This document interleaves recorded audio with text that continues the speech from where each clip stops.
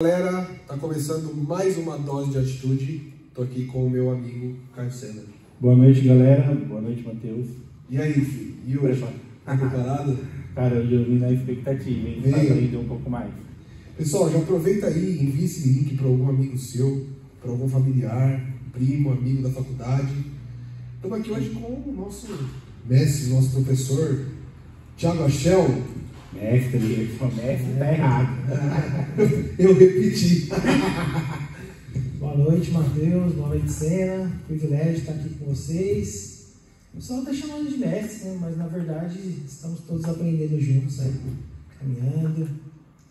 E para a glória de Deus, vai ser ótimo esse podcast. O cara é humilde.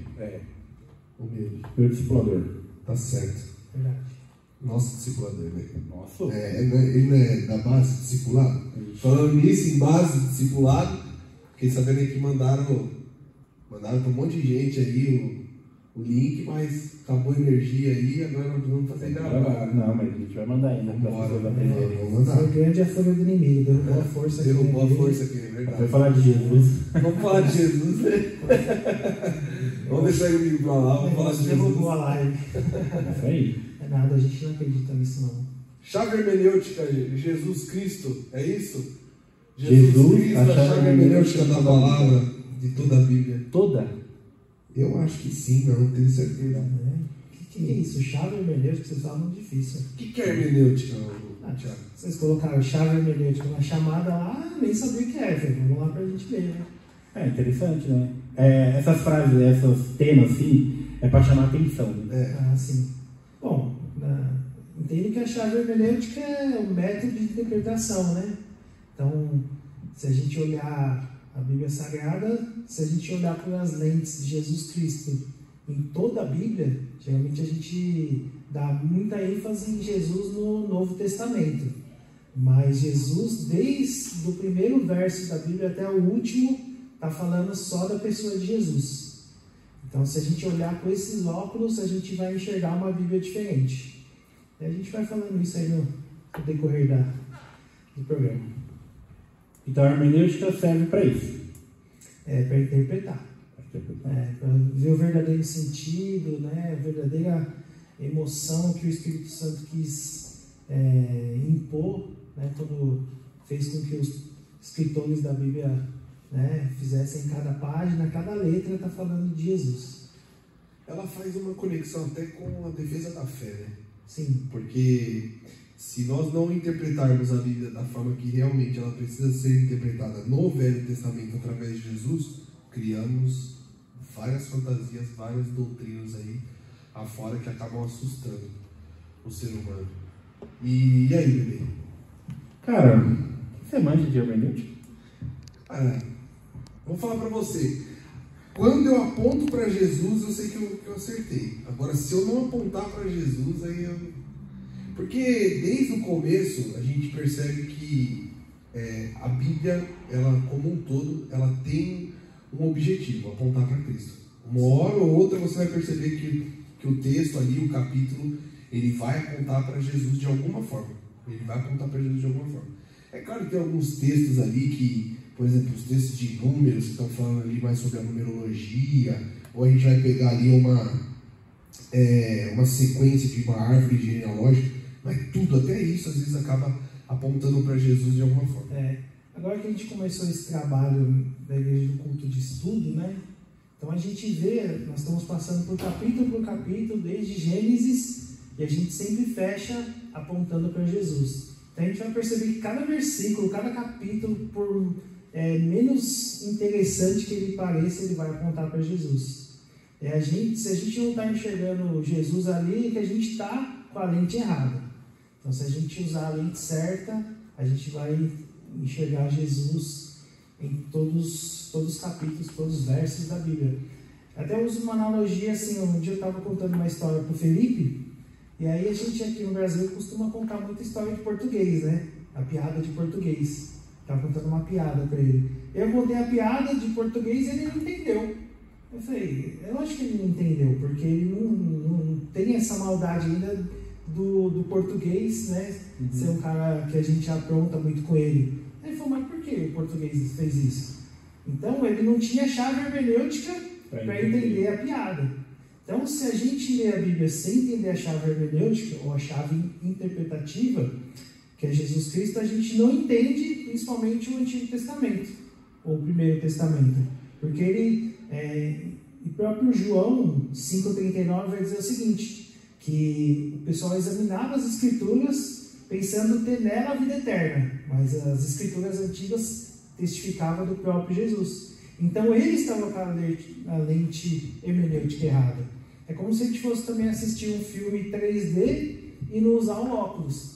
Você vai ver só parte, o mais interessante, a camada que foi criada ali para realmente trazer a emoção, o objetivo final, você não consegue perceber. Então a gente vai passar aqui por alguns textos, a gente vai ver que todo versículo, principalmente no começo, você já percebe Jesus aí atuando em cada verso.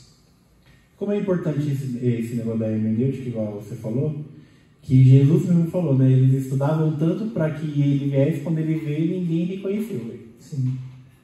A ótica distorcida, né? Aí que tá. Só que quando a gente olha para os livros antes dos profetas, a gente não consegue, né? Vamos olhar para a pessoa de Moisés, vamos olhar com a lente de Moisés. Vamos fazer uma hermenêutica errada aqui. Contrário. Não, mas vamos pensar assim. Quando a gente tem ali de Gênesis a Deuteronômio, a gente não vê Moisés em momento algum sabendo do Cristo que viria. Sim. A gente só vai ver e falar do Cristo que viria a partir dos livros ali, depois dos livros históricos, quando começam ali os profetas a ter ali a menção do Salvador, porque aí é onde entra a hermenêutica. Se não voltarmos toda a Bíblia, no caso ali do Antigo Testamento, para a redenção em Cristo, é onde a gente peca. E o que vocês pensam sobre isso? Esse lance de, tipo, lá atrás eles não sabiam do Cristo. Quando começaram a saber, esperavam pelo Cristo que viria. No Novo Testamento, viveram com o Cristo até que ele depois voltou para o Pai. E ali, a partir dali, é onde entramos nós, né? Esperamos pelo Cristo que virá. A gente hoje tem uma visão de maior privilégio em relação ao pessoal do Antigo Testamento. Que hoje a gente já sabe um pouco do final do filme, né? Que Jesus já veio, a gente já conhece a chave hermenêutica. Eles tinham uma visão, mas uma visão muito mais uma sombra daquilo que viria. Porque se a gente perceber, logo que a gente pode ver Jesus, é em Gênesis 3,15, que fala que, né, o homem pisaria a cabeça da serpente.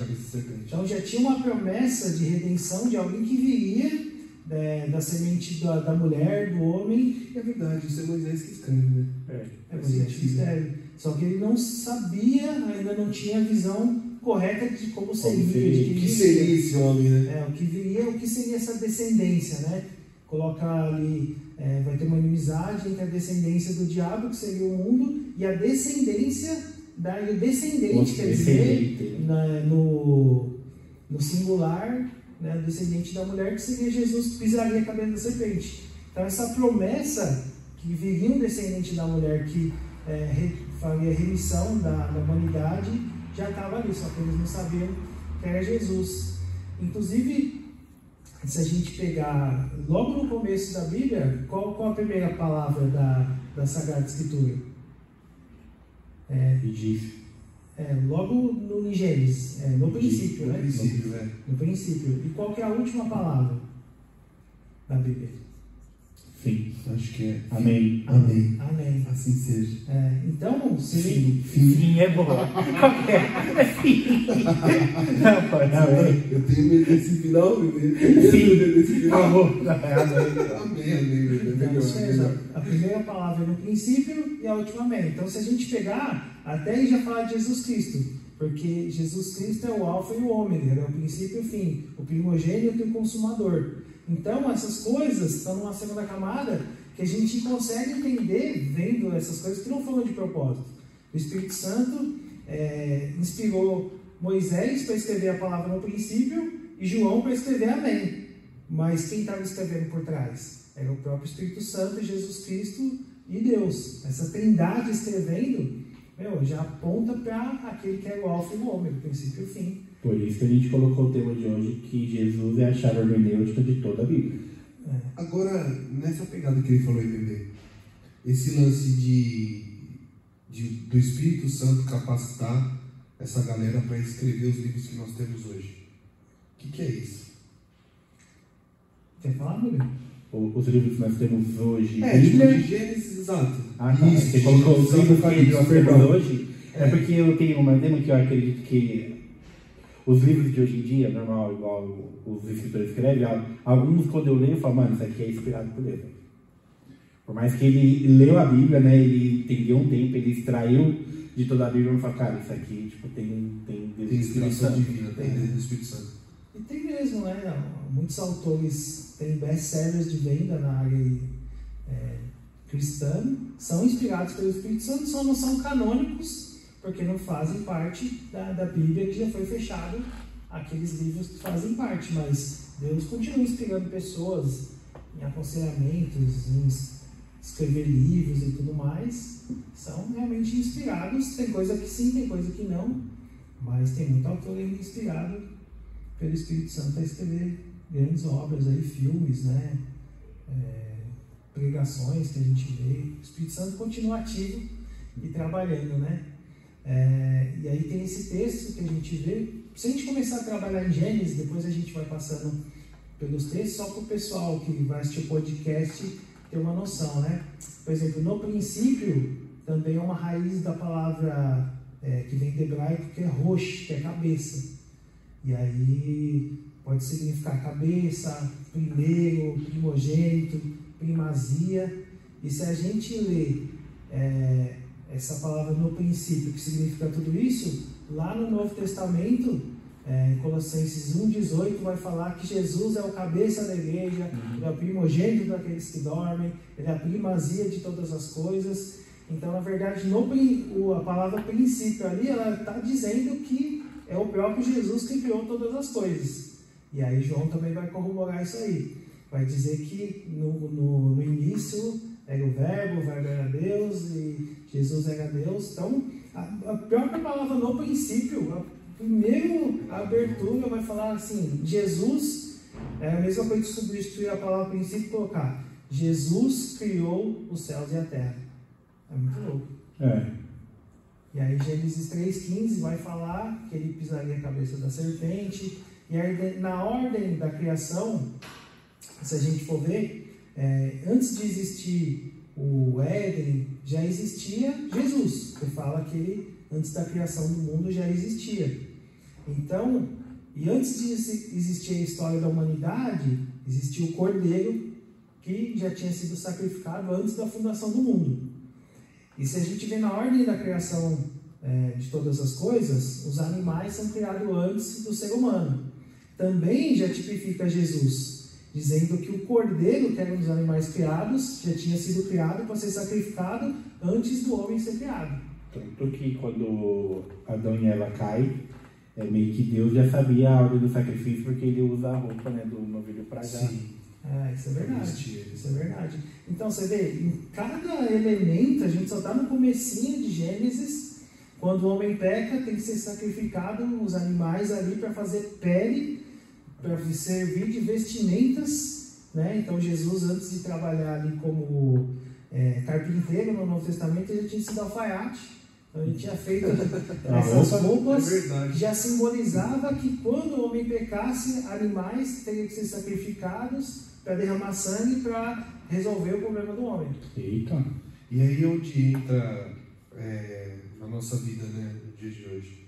Se nós não colocarmos Jesus como centro de tudo na nossa vida, aí entra naquilo que o bebê falou na semana passada aqui no podcast, né? É melhor obedecer do que sacrificar, porque tudo que ficou lá atrás em relação ao sacrifício, Hebreus vai falar que virou sombra. Sim. Né? Porque Jesus levou todos os nossos pecados e as nossas iniquidades na cruz. E aí é onde, mais uma vez, a gente olha para o Velho Testamento e tem que ter Jesus, cara. Se não tiver Jesus, a gente é fulminado. Não faz sentido, né?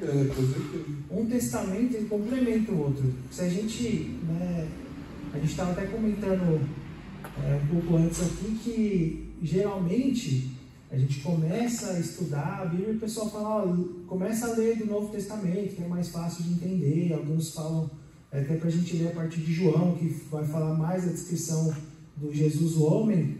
Mas aí a gente fala assim, por que Jesus foi sacrificado? Por que ele teve que pagar esse preço? De onde veio essa ideia? E ela está toda no Antigo Testamento. Então só faz sentido um com o outro. Sim. Agora, se você lê o Antigo Testamento sem pensar que Jesus está ali como óculos para interpretar, fica até chato de ler. Você fala, meu, tem a ver essa história? Por que tem essas histórias de genealogia, de números, de leis? Isso, meu, não tem nada a ver. E aí fica chato você ler. Mas quando você vai procurar Jesus em cada capítulo, igual a gente estava fazendo aqui, você fala, nossa, como é legal ler a Bíblia. Como é legal descobrir esses tesouros escondidos, essas camadas no texto. Por exemplo, em Gênesis, mas já seguindo em diante, a gente vai passando por vários capítulos aqui, vai falar do sábado. Então, o homem tinha que trabalhar 6 dias e descansar no sábado. E aí a gente vai ver no Novo Testamento que o sábado é o próprio Jesus. Ele fala que para vir nele todos aqueles que estão cansados, sobrecarregados, que ele vai dar descanso. Ou seja, a gente não deve mais guardar um dia na semana, mas sim todos os dias a gente descansa, não mais num dia, mas numa pessoa. E aí, tipo, é extraordinário. Aí você fala, caramba, lá de trás, na verdade quer dizer isso. E aí continua. Por exemplo, o que o Mateus estava comentando também antes, se a gente lê sem pensar em Jesus, a gente começa a achar que a Bíblia é sobre nós. E é muito comum a gente ver você falar, nossa, você é Davi, você tem que vencer as suas guerras. Pegue as 3 pedrinhas, 5 pedrinhas. 5 pedrinhas. E derrube os gigantes da sua vida. Os gigantes que se levantam. A gente está falando disso quando tem gente que usa hermenêutica para dar significado para cada pedrinha. Né? Meu Deus! Que acha que. Não, mas eu já vi umas ministrações assim. Já. Pregação. Isso era muito tempo atrás, né? Eu acho que as pessoas. Antigamente era pregação e a gente via aquele fogo e tudo mais. E aí todo mundo falava assim, nossa, se não tivesse fogo no culto, não era bom. Sim. E às vezes a pessoa nem ia muito com a palavra. Mas hoje as pessoas elas querem mais uma palavra refinada, elas gostam mais de ouvir uma teologia, elas gostam de uma exposição melhor e menos fogo, né, nesse sentido tipo de... Então as pessoas gostam de mais uma palavra, uma pregação mais inteligente. O pessoal hoje está mais assim, disposto a entender com a própria internet, o pessoal tem mais acesso a estudo, então quem fica só naquela coisa assim, né, Davi, vamos lá, vamos vencer e tudo mais, acaba sendo um pouco... E aí a Bíblia não diz que a gente é Davi, a gente é Golias, né? Dá pra fazer uma conexão sim, com certeza. E aí quando a gente vê todos esses personagens, eles estão simbolizando Jesus, nunca é a gente. Por exemplo, o C.S. Lewis, né? Ele tem aquelas crônicas de Nárnia e ele vai colocando vários personagens ali, o rei, o príncipe, o leão. E ele fez isso para que as crianças lessem e já tivessem um entendimento da sombra de quem era Jesus também, só que de uma forma lúdica. Porque o Antigo Testamento ele vai mostrando alguns personagens e a gente, de forma errada, fala que é para nós, mas é para mostrar aquele que viria. Aquele que, por exemplo, igual José. Qual foi aquele que foi traído pelos seus irmãos? E a gente vê que Jesus foi traído por todos que estavam ali com ele. E foi vendido como escravo. E no final, ele na mesa, ele perdoa todos os seus irmãos e fala que tudo que foi feito de mal para ele, Deus fez para o bem. E ele redime toda aquela família que estava destinada a morrer. E aí ele se torna o príncipe, aquele que foi maltratado, mas no final das contas ele é o rei, o governador do Egito, e por meio dele todas as famílias ali são salvas. Não está apontando para nós, integridade, está apontando para Jesus. Davi da mesma forma, aquele que todo mundo achou que Jesus vinha como um rei, ia redimir a humanidade, ele ia ser forte, político, não. O cara estava no pasto, como pastor, e começou ali do zero, com as ovelhas, e foi crescendo, e sempre humilde, nunca quis tomar o cargo, né, de Saul. Ele esperou a hora certa e todo mundo, não, vai lá e toma. Não, eu não vou tomar, a minha hora vai chegar. Como Cristo, ele não chegou para ser alguém político que tomaria o lugar de César, de Pilatos. Não, ele está ali tranquilo, mas na hora dele, quando pensa que ele está acabado, e aí ele é exaltado e vai sentar do lado do Pai. Então também José está apontando para Jesus. E a gente vê isso direto, quando Moisés, né, golpeia a rocha ali que ele está nervoso, e aí a gente vê a mesma coisa com Jesus na cruz, golpeando ao lado e saindo água. Então, daquelas 2 vezes que feriram tanto a rocha como Jesus, está saindo a água ali para beber, e a gente vai ver que a água é o próprio Jesus Cristo. E é interessante isso, né? Porque Jesus falou que ele era o próprio maná. E quando você vai ler no Velho Testamento, ele vai dizer, né? Os seus antepassados comeram do maná, né? Que eu sou o maná que desceu do céu. Então ele coloca ele como umas referências também, que ele tá lá, né? Ele ia falar, eu tava lá, eu era o pão, eu descia, eu era o maná. Ele fala, sou o pão vivo que desce do céu. Isso, ele falou, os antepassados comeram, né? Seus antepassados comeram. Quem significa maná? Maná? Significa maná? Eu acho que era tipo uma surpresa. Assim, Que isso? Que isso? Porque eles não sabiam o que era, né? E aí significa isso. Olharam pra gente e falaram, que é isso? Maná, que é isso?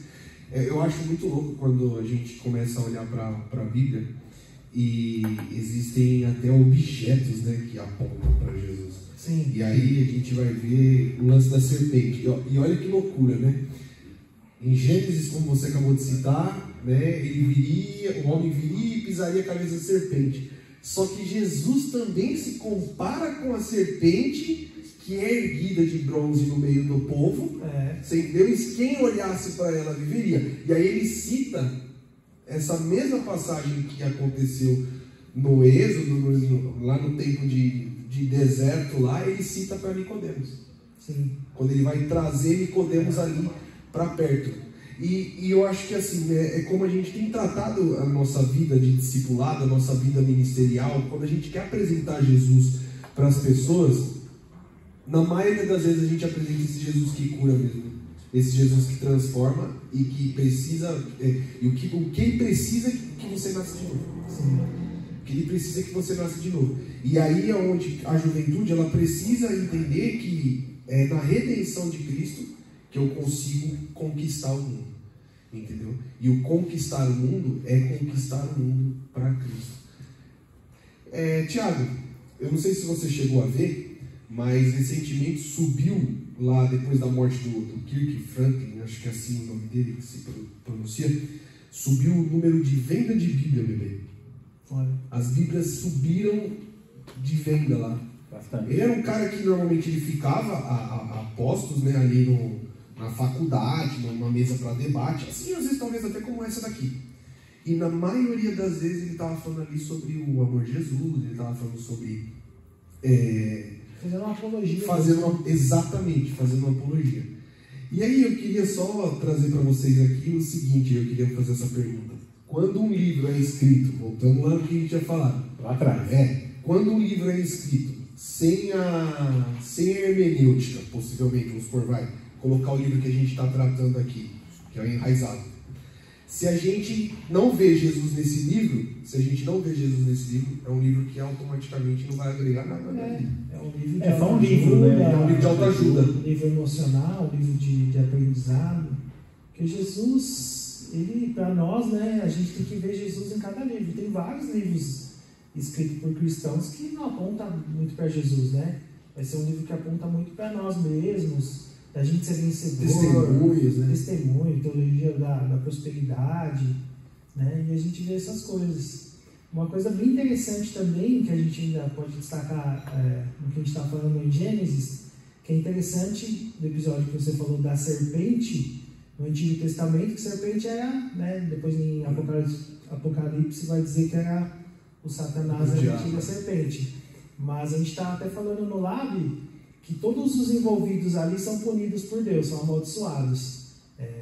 A mulher, a cobra e o homem. Aí a serpente, ela serve A maldição dela é que ela vai se arrastar no chão por toda a vida. A mulher é que ela vai ter dores de parto, né? Com dores de parto ela vai ter filhos. E qual que é a maldição do homem? Responde aí, Matheus, eu estava na lab. Você não jogou essa bomba pra mim. Não, mas eu respondi certo. A maldição do homem é a morte. Brincadeira. A maldição do homem não é o lance lá do suor do teu rosto combinado do teu pão? Boa, mas o texto vai dizer assim, que maldita é a terra por sua causa. Caraca. Então, sobre o homem não tem maldição nenhuma.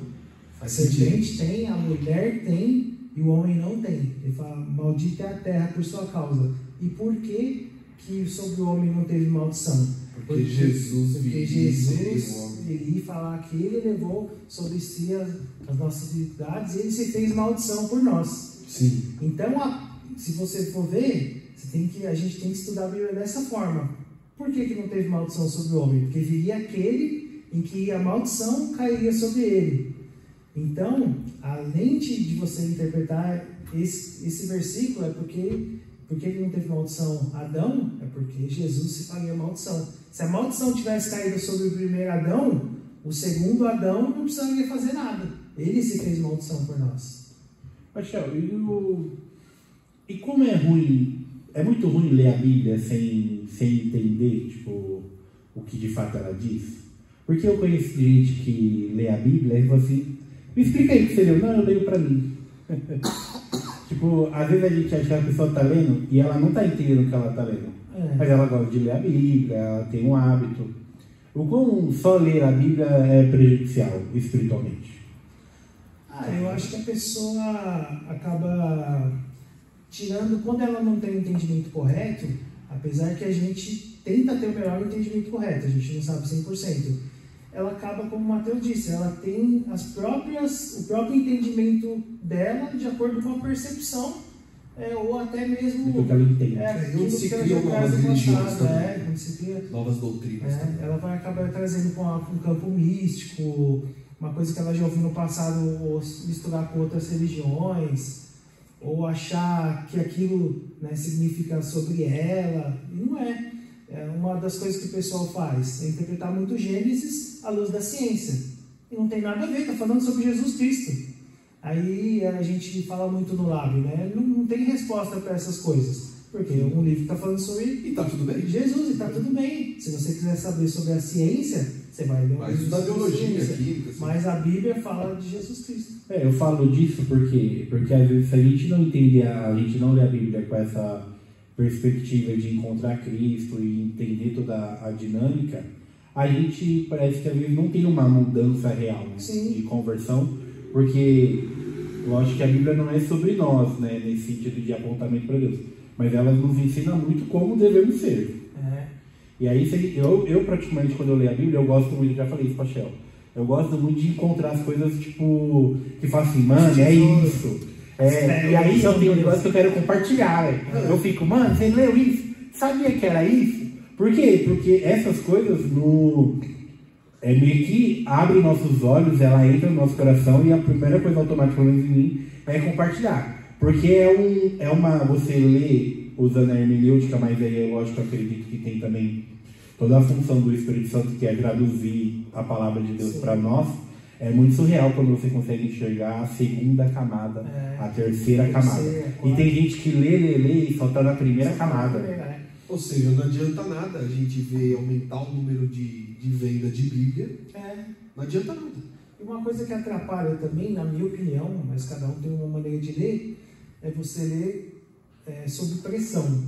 Tipo assim, a gente coloca, eu vou ler no ano a Bíblia 2 vezes ou uma vez, e aí tem os planos de leitura. Porque ler a Bíblia um ano você consegue ler, mas entender e estudar a Bíblia leva muito tempo. Leva muito tempo, você tem que comparar os textos, ver nos originais, tentar fazer as hermenêuticas corretas.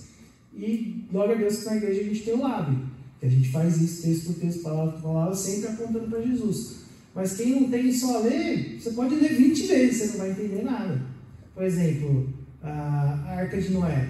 Você vai ler, os animais foram salvos e tal, mas o verdadeiro sentido da Arca de Noé é falar o seguinte: quem estava na arca foi salvo, E quem não conseguiu entrar na arca depois que a porta fechou, foi condenado. E quem está apontando no Novo Testamento para Jesus? Quem está em Cristo, nova criatura é e vai ter acesso ao céu. Vai estar protegido. É só a porta. E aí quem não tiver em Jesus, não tem outra chance. Vai ser condenado. Então você tem que ler falando, caramba, Jesus está vindo, Noé estava pregando, ninguém acreditou, não tinha chovido ainda na terra. Então a gente fala, não vai acontecer isso, Jesus não vai voltar. Mas Jesus vai voltar. E a gente vê também na sequência, Melquisedeque, a gente falou no último culto, né? Era rei, sacerdote, e ali levou o pão, o dízimo, não tinha genealogia. E a gente vai ver que Jesus é da linhagem de Melquisedeque, o sacerdócio dele. Era rei, sacerdote, e ele fazia propiciação por ele mesmo. E era rei de Belém. De Salém, né? De Salém. Ele representava o reino da justiça. Da paz.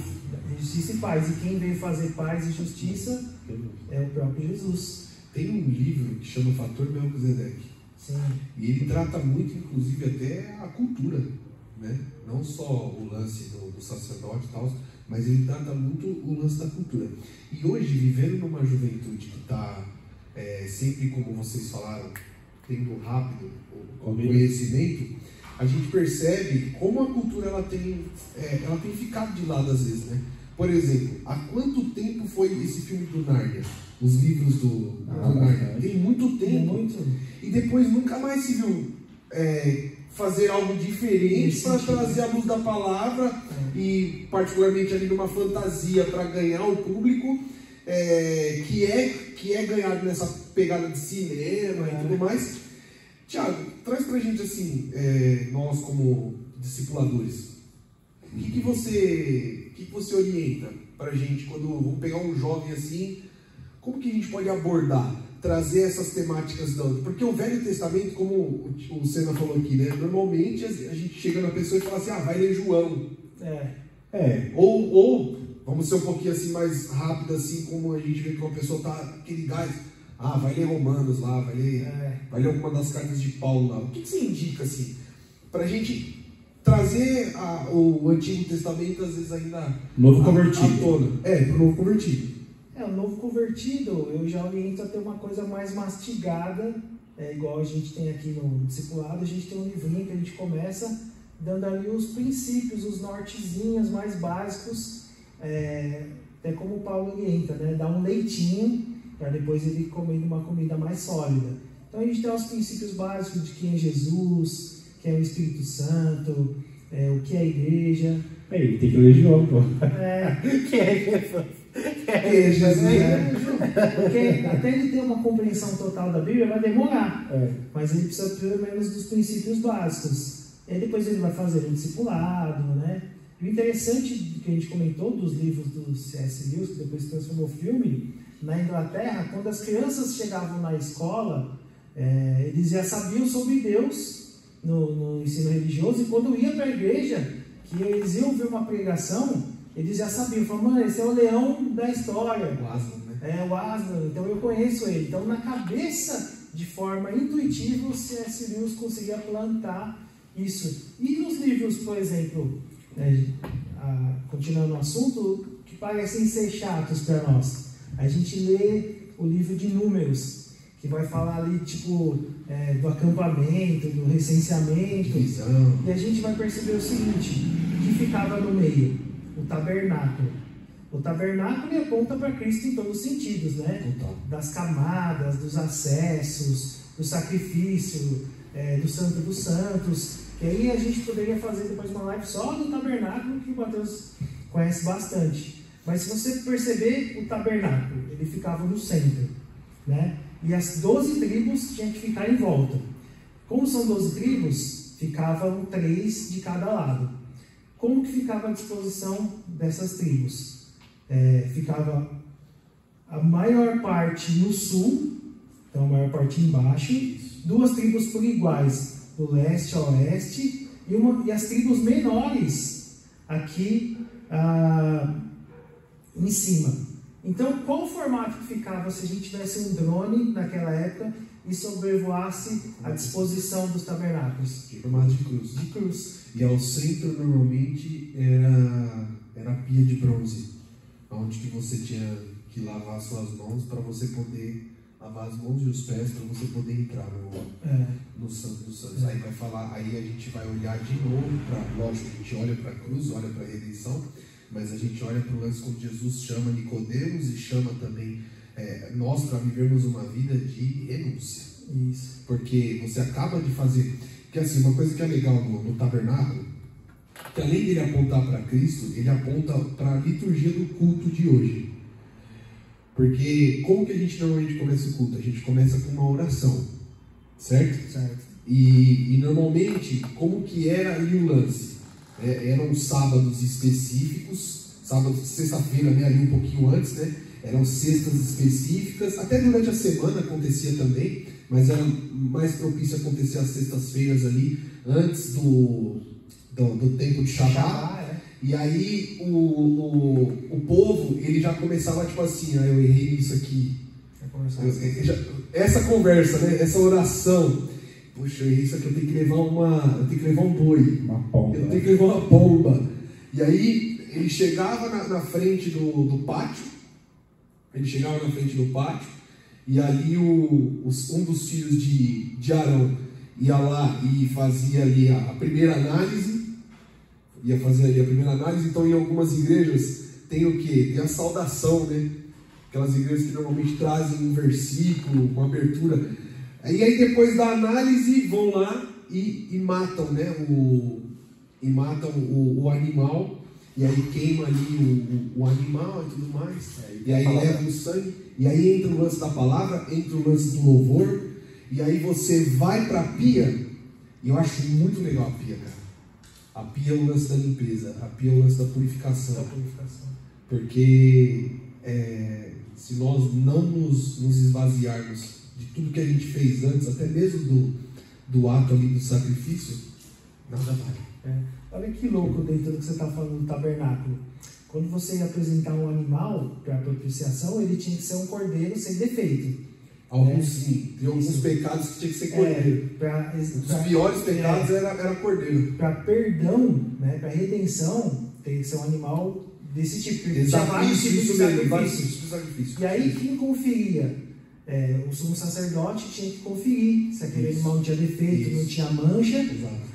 Aí, o que significa? Quando Jesus, antes dele ser dado como cordeiro vivo para nós, o que Pilatos olha para ele? Ele analisa Jesus e ele vai falar assim: eu não vejo nenhum defeito, nenhum crime sobre essa pessoa. Olha que louco. E o que ele faz? E ele lava as mãos. É muito louco, né? É muito louco. E aí Jesus porque se Pilatos fala, não, realmente ele é um criminoso. Sim. Então ele teria defeito. Assim como o cordeiro lá do sacerdócio não podia ser sacrificado. Sim. Então ele passa pela maior autoridade da época e fala, não, ele não tem defeito, pode matar Jesus.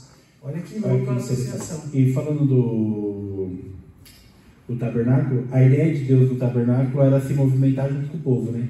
Se movimentar. E aí ele se movimentava junto com o povo. Quando quiseram fazer o templo, aí já não era mais Deus se movimentando com o povo, né? Era o povo indo até Deus. Sim. Jesus veio e começou a andar com o povo e ele falou, o que vim vai habitar dentro de vocês, porque Deus ia de novo voltar a caminhar junto com o ser humano.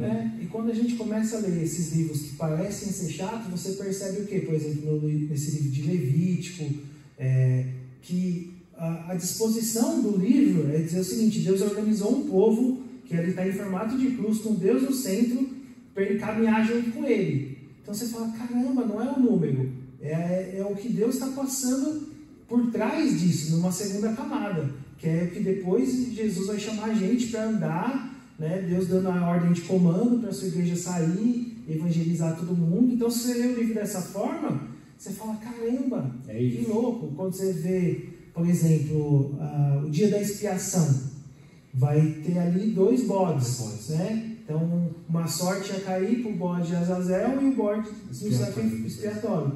E aí até onde vem a gente às vezes fala, você usou eu como bode expiatório, vem da Bíblia essa expressão.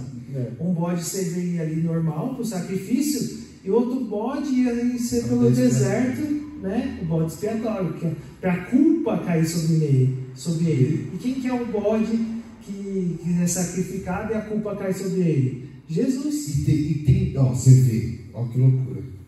E tem gente que ainda vai falar que esse bode Azazel, porque remete a um nome, acho que de uma divindade aí. Não, eu não sei, eu posso estar errado. Tá? Mas é Jesus, cara, o bode que vai para bem longe com o pecado do povo.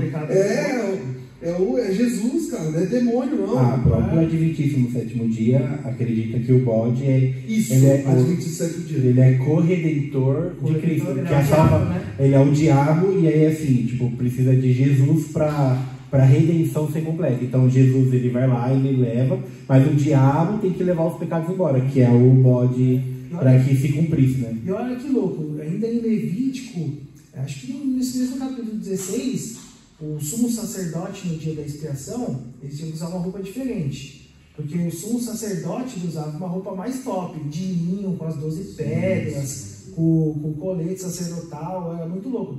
Mas no dia da expiação, ele tinha que usar uma roupa simples. Só nesse dia. Ele tinha que usar uma roupa comum, tal. E aí ele fazia uma expiação por ele mesmo e pelo povo. E aí vai dizer o seguinte, quem que ele está representando nesse dia que ele está uma figura normal, uma figura, né, simples, que não tem beleza aparente? Também. O próprio Jesus que viria se despindo das vestes sacerdotais dele, se despindo daquela coroa, né, de justiça, de pedras, e no dia da expiação ele vinha como uma pessoa normal, como um ser humano, igual o sumo sacerdote. Nesse dia era um ser humano normal para fazer expiação pelo povo. Então ele representa o próprio Jesus, que seria o sumo sacerdote. E João Batista falou isso, né? Eis que vem o Cordeiro, tira pecado. Eis que vem o Cordeiro. Tiago, deixa umas referências para a galera aí. Eu sei que a gente você preparou alguns textos, mas deixa a referência. A gente depois coloca lá nos comentários do YouTube lá. Olha, você quer deixar alguma agora, por hora? Não, depois a gente passa, né, no descritivo tá, lá, okay, nos textos, porque eu estou lembrando tudo assim de cabeça. Não, né? não, tranquilo. E uma coisa interessante, aí já é uma terceira camada, a gente tem que estudar bastante para chegar nessa. Toda vez que se encontra um homem e uma mulher na beira do poço da noivado, já ouviu falar disso? Da casamento? Da noivado. Esse ditado popular cristão aí eu nunca ouvi, não. Então vamos analisar. Ó, quando o servo de Abraão vai buscar uma noiva para Isaac, ele vai até a terra que ele estava, né? E aí onde ele arrumou uma noiva para Isaac? Na beira do poço. Ele fala que ali ele vai tirar, né? A mulher que tirar da água para os animais seria a noiva de Isaac. Então beleza. Então o primeiro noivado leva para Isaac e dá casamento.